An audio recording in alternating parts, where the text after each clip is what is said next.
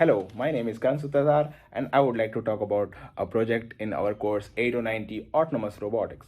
In that, we had to build a fully autonomous robot in spirit of COVID so that the robot stay in a distribution facility, move from one point to another point using IoT triggers and deliver the while with efficiency.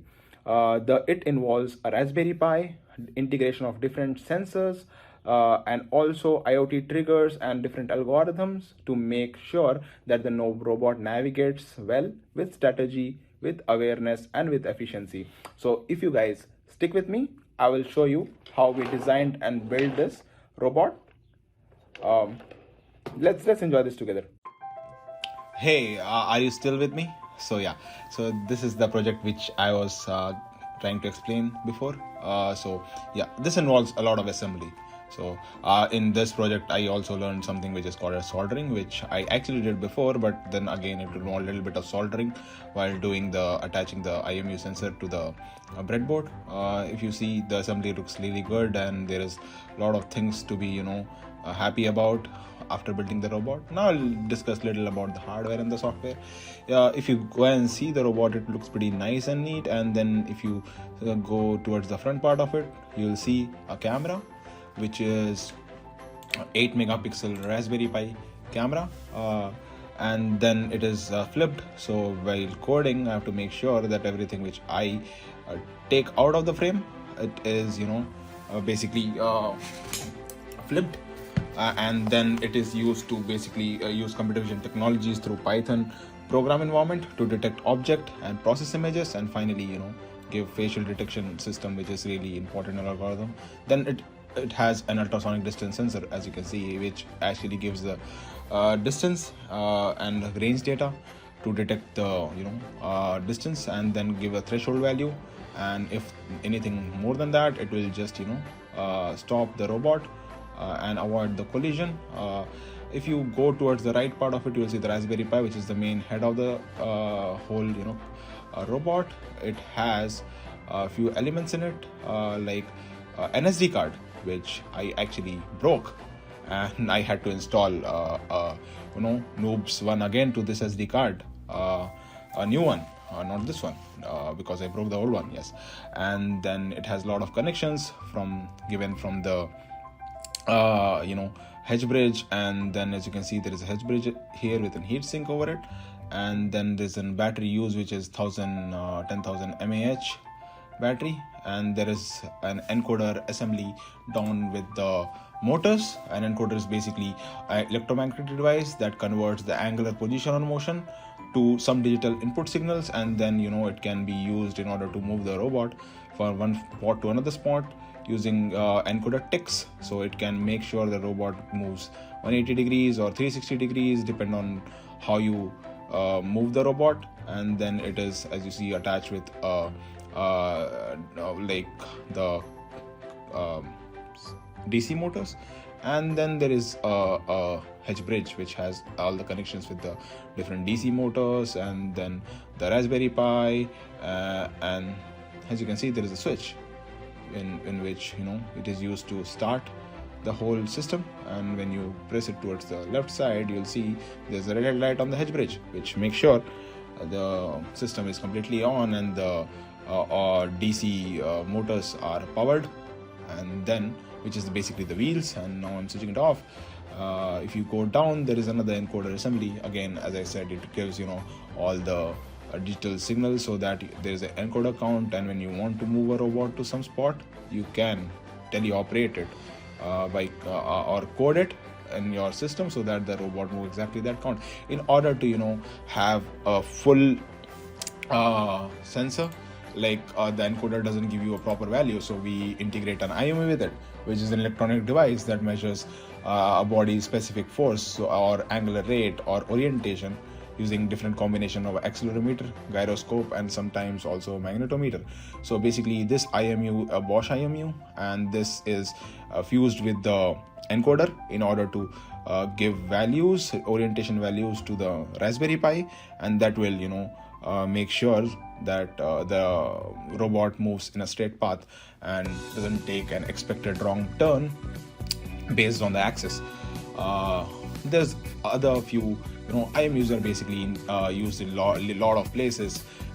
We also apply use a PID controller, which is basically a proportional integral derivative controller, which makes sure that it uses the encoder ticks and the IMU data to move the robot from one spot to another spot using the input from the PID controller. As you can see, the trajectory from the encoder is quite bad, and when the IMUs use, the trajectory is quite straight. So, and here, as I said, I learned soldering as well with the IMU. And then if you go down, you see the batteries, which is the major part of it. But the only why I was doing this, I want to say, is the battery is quite drains very easily. So that is one biggest problem I had. If you go to the gripper you need to learn about the duty cycle in order to understand what the gripper is. For me, it was 7.5 close and 11.5 to fully open. It changes from person to person. It has a servo motor in order to make sure the gripper opens and closes, and herein we are using it to basically pick up the vial and then deliver to a specific location. Now, as you see, this is the integration of the all sensors and actuators together, and the robot is trying to detect the red color using OpenCV modules and computer vision technology, and then picking it up on the gripper, which is the whole idea of the Grand Challenge. Now we'll move to the Grand Challenge. The Grand Challenge is basically designed in such a way that in spirit of safety and aiding to fight against the COVID-19. So this is the arena. If you can see the arena, there is an injection area there where you have to put the vial, and this is the starting point. There are a few QR code directions to localize, and then if you reach here, there is another way to localize it by the robot. It will just stay and detect the QR code and stay there and wait for the face to drop the vial, and it will just move back to the same location and detect the QR code to move right, and then this QR code to move left. The robot stays at this own place, and then basically Grand Challenges in this semester involve development of autonomous mobile robots in aid of distribution of COVID-19 vaccine within a medical facility. So this arena is basically acts as a medical facility, and then there are a lot of good learning outcomes out of it, basically integrating sensors and actuators to a good autonomous system, then also applying intelligent robotic algorithms using various image processing and motion control and planning algorithms to make sure the robot moves from a location to another location, and then also apply control system theory to design and control the robot control system. And this is from the robot's eye view, in which the robot moves towards the point, and I just used a camera to do this to basically give a robot's view in scenario when you don't understand what is happening inside the arena and how robot views the whole picture. So it's basically just detects things from its camera. So here if it detects the QR codes which are both pointing towards the right direction, it will move towards the right. It pick up the vial which was actually Pfizer red one, and then herein it will detect it as left and then move towards left. What it basically involves is navigation. The robot will traverse automatically through an environment here, which is actually the environment which is specified as a medical facility or a distribution facility, where the robot will just pick up and place the object in a place which is desired. This was my Grand Challenge. There was a lot of issues which I faced. There was basically a lot of holes, and the part was not straight. My IMU was calibrated at 0 on a flat surface, and when sometimes when it reaches a surface which was not flat, then it gives error in the values, and that happened during the whole system. There is another thing which I really had a problem with, was the Raspberry Pi, which get heated up really fast for me. I don't know, for some reason.